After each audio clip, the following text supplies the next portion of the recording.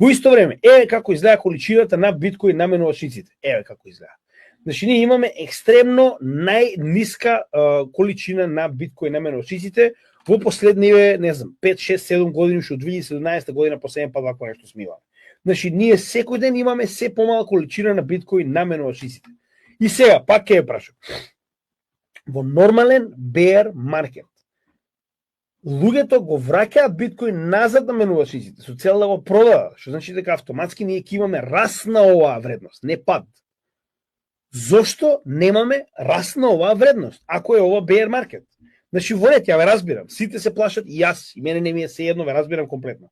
Зошто оваа вредност не се движи нагоре? Во нормален bear маркет оваа вредност треба да се движи нагоре кога цената на биткоин паѓа. Значи, луѓето го враќаат биткоин назад, што значи ќе имаме многу повеќе биткоин наменувачниците. А ние овдека може да видиме на 7 ноември имаме нов all-time